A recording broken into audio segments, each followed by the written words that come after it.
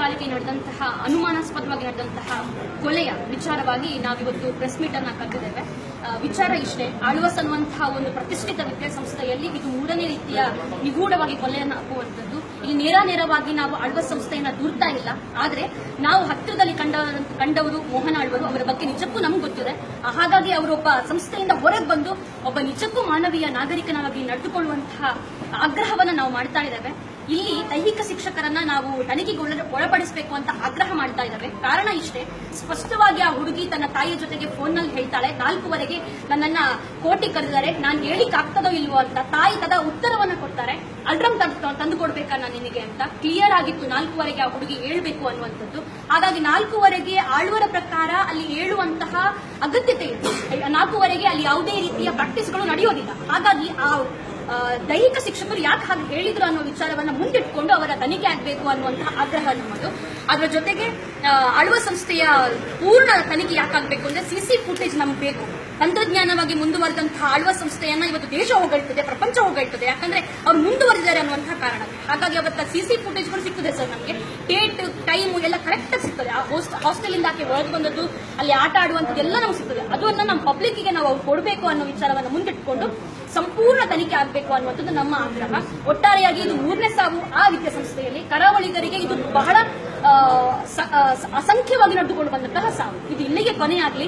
ಒಬ್ಳು ಓದ್ಲಿಕ್ಕೆ ಬಂದಂತಹ ಹುಡುಗಿ ಕಟೀಲಿನಿಂದ ಅವರ ತಂದೆ ತಾಯಿ ಕಾರ್ ಮಾಡ್ಕೊಂಡು ಹೋದ್ರು ಹೆಣವನ್ನು ನೋಡ್ಲಿಕ್ಕೆ ಸಾಧ್ಯ ಇದೆ. ಹೆಣ ಏನು ಒಳಗೆ ಹೋಗೋದಿಲ್ಲ ಅಷ್ಟು ಹೊತ್ತಲ್ಲಿ. ಅದನ್ನ ಯಾಕೆ ಆಸ್ಪತ್ರೆಗೆ ಸಾಧಿಸಿದೆ ಅನ್ನೋ ವಿಚಾರ ತುಂಬಾ ಇದೆ. ಇಂತಹ ಸಂಶಯಗಳಿಗೆ ಇವತ್ತು ನಮ್ಗೆ ಉತ್ತರ ಬೇಕು. ಇದನ್ನ ನಾವು ಕೇಳ್ತಾ ಇರೋದು. ಇನ್ನು ಯಾವುದೇ ಹುಡುಗಿಗೆ ಇದೇ ರೀತಿ ಆಗದೇ ಇರಲಿ, ಆಕೆಯ ತಾಯಿಗೆ, ಆಕೆಯ ಕುಟುಂಬಕ್ಕೆ ದೇವರು ತಡ್ಕೊಳ್ಳುವಂತಹ ಶಕ್ತಿ ಕೊಡ್ಲಿ ಅನ್ನುವಂಥದ್ದು ಬಿರುವೇರು ಕುಡ್ಲದ ನಮ್ಮ ವಿನಂತಿ, ನಮ್ಮ ಮನವಿ. ಸೀರೆ ಯಾವುದು ತೆಕೊಂಡು ಹೋಗಿದ್ರೆ ಅದು ತೆಕೊಂಡು ಹೋದದೆಲ್ಲ ಸಿಸಿಟಿವಿಯಲ್ಲಿ ಫುಟೇಜ್ ಬೇಕಲ್ಲ ನಮಗೆ. ಅವಳು ಮತ್ತೆ ತಾಯಿ ಮಕ್ಕಳನ್ನು ನೋಡ್ಲಿಕ್ಕೆ ಬಂದ ತಾಯಿ ಸೀರೆಯನ್ನು ಬಿಚ್ಚಿಟ್ಟು ಹಾಕಿ ಹೋಗ್ತಾರೆ ಮಕ್ಕಳನ್ನು ನೋಡ್ಲಿಕ್ಕೆ ಬರುವ ಪೋಷಕರು. ಅದೆಲ್ಲ ಅನುಮಾನಾಸ್ಪದವಾಗಿ. ಅದರ ಬಗ್ಗೆ ಸಹ ತನಿಖೆ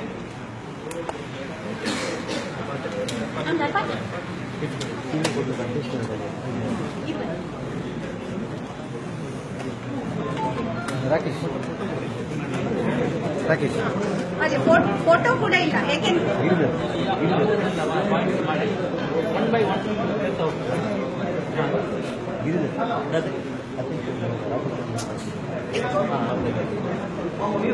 ಆತ್ಮಹತ್ಯೆ ಮಾಡುವಾಗ ಅವರನ್ನು ಬದುಕಿಸುವಂತ ಸ್ಥಿತಿ ಇರುವಾಗ ಮಾತ್ರ ನಾವು ಆ ಒಂದು ಅವರಿಗೆ ಪ್ರಯತ್ನ ಪಡ್ತೇವೆ. ನಾವು ಅವರನ್ನು ಕೆಳಗಿಳಿಸುವ ಪ್ರಯತ್ನ. ಪೊಲೀಸ್ ಬರುವವರಿಗೆ ಕಾಯುವುದಿಲ್ಲ.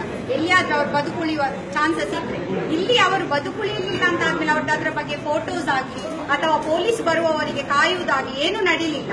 ಅವರನ್ನು ಅಲ್ಲಿ ಶವಗಾರದಲ್ಲಿ ಇಟ್ಟ ಮೇಲೆ ವಿಷಯಗಳು ಸಿಕ್ಕಿತ್ತು. ಅದರ ಮೊದಲು ನಡೆದಂತ ಯಾವುದೇ ವಿಷಯಗಳು ಅಲ್ಲಿ ನಮಗೆ ಸಿಗ್ತಾ ಇಲ್ಲ. ಅದು ಸಹ ಸಂಶಯಕ್ಕೆ ಎಡೆ ಮಾಡ್ತದೆ. ಆಮೇಲೆ ಸೀರೆಯ ಬಗ್ಗೆ ಅಂತೂ ತುಂಬಾ ತನಿಖೆ ಆಗ್ಬೇಕು. ಯಾಕೆಂದ್ರೆ ಯಾವ ಪೋಷಕರು ಅಲ್ಲಿ ಸೀರೆ ಬಿಟ್ಟು ಹೋಗುದಿಲ್ಲ. ಅಲ್ಲಿ ಮಕ್ಕಳನ್ನು ನೋಡ್ಲಿಕ್ಕೆ ಬಂದವರು. ಮತ್ತೊಂದು, ಆಕೆ ಟ್ರ್ಯಾಕ್ ಸೂಟ್ ಅಲ್ಲಿ ಇರುವಂತದ್ದು. ಅವಳು ಸ್ಕೂಲಿಗೆ ಹೋಗಿದ್ದಾಳೆ ಅಂತ ಹೇಳ್ತಾರೆ. ಬೆಳಿಗ್ಗೆಯಿಂದ ಸಾಯಂಕಾಲ 3:30 ಗಂಟೆವರೆಗೆ ಸ್ಕೂಲಿಗೆ ಅಟೆಂಡ್ ಮಾಡಿದ್ದಾಳಂತ. ಹಾಗಾದ್ರೆ ಅವಳು ಟ್ರ್ಯಾಕ್ ಸೂಟ್ ಅಲ್ಲಿ ಯಾಕೆ ಇತ್ತು? ಅವಳ ಹೆಣ ಯಾಕೆ ಟ್ರ್ಯಾಕ್ ಸೂಟ್ ಅಲ್ಲಿ ಇತ್ತು ಎಂಬ ಬಗ್ಗೆ ಕೂಡ ತನಿಖೆ ಆಗ್ಬೇಕು. ವಿದ್ಯಾರ್ಥಿ